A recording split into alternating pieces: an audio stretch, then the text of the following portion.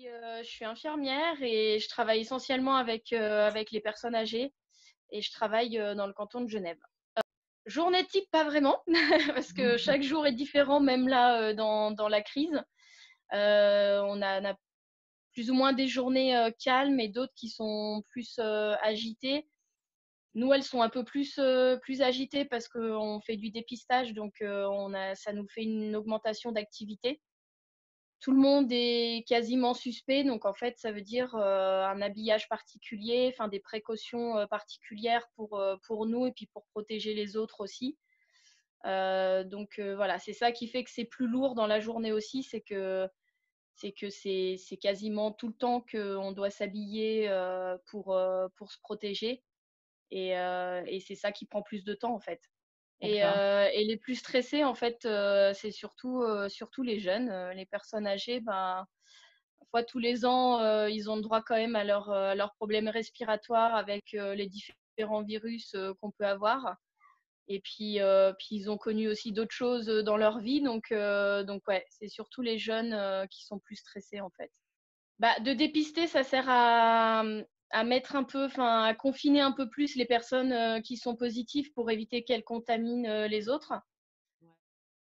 Bah, ça veut dire quelque chose, mais quand on l'aura atteint, et le problème, c'est qu'on ne peut pas savoir quand est-ce qu'on va vraiment l'atteindre. Chaque jour, on se dit que c'est peut-être aujourd'hui parce qu'on a eu plus de patients, et puis en fait, le lendemain, on se rend compte qu'on en a encore eu un peu plus. Donc, c'est compliqué de dire quand est-ce qu'on aura ce pic. Et le jour où on verra que ça redescendra, on pourra se dire que là, on l'a atteint. Et oui, ça sera une manière aussi de se dire que ça y est, on va pouvoir souffler tranquillement. Mais après, il faut aussi que toutes les mesures, les précautions qui ont été mises en place soient respectées. Parce que du coup, si elles ne sont pas respectées, bah, le pic, on ne sait pas quand est-ce qu'on va l'atteindre, quoi. C'est compliqué parce qu'il y a des personnes chez qui il y avait des symptômes et même le dépistage qu'on fait, on n'a pas retrouvé en fait ce virus dans les voies aériennes enfin, supérieures, mais on les a retrouvés dans les poumons. Donc, c'est compliqué en fait de dépister tout le monde parce que ben, même chez des gens positifs, on n'a pas retrouvé dans les tests qu'on avait fait au départ. Donc, c'est difficile. Après, ça serait l'idéal de pouvoir dépister tout le monde pour justement isoler les personnes qui pourraient le transmettre aux autres. Mais malheureusement, on n'a pas la possibilité de le faire. Donc, bah, on garde ça pour les personnes plus vulnérables et qui, eux, ont des symptômes.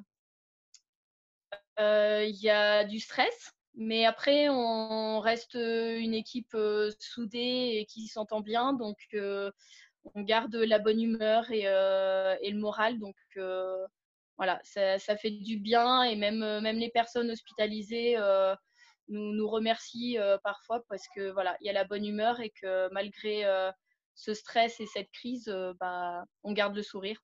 Je vois la différence parce que mon mari travaille en France, donc je vois les deux et je trouve qu'en Suisse, c'est quand même autre chose et qu'on l'a pris d'une autre manière. Et ouais, peut-être que je me sens aussi plus en sécurité parce que je suis en Suisse et qu'en France, j'aurais peut-être plus de stress. Mais c'est un autre fonctionnement en Suisse et ouais, je suis contente en tout cas d'être de ce côté-là dans cette crise.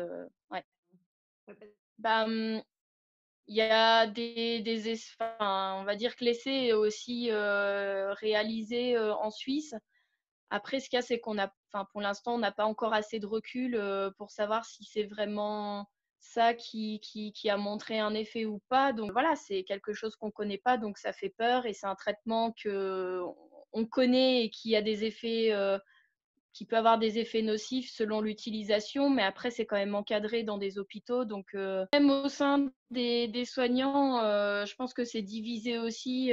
Après, on ne peut pas non plus l'utiliser chez tout le monde si les risques sont trop importants et que la personne développe les symptômes du Covid, mais sans gravité.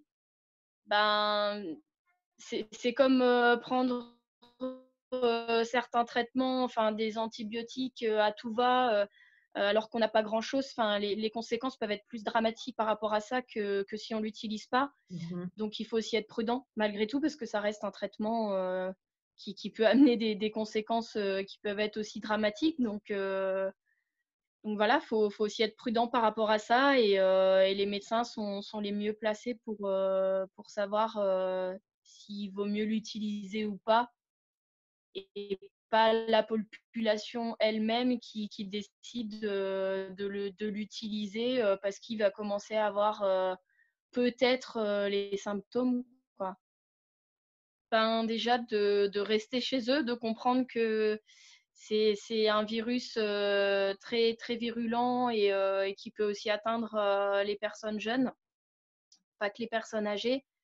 Et puis leur souhaiter courage pour ce confinement et de remercier aussi les personnes qui respectent toutes ces consignes, même si c'est pas forcément évident de rester chez soi.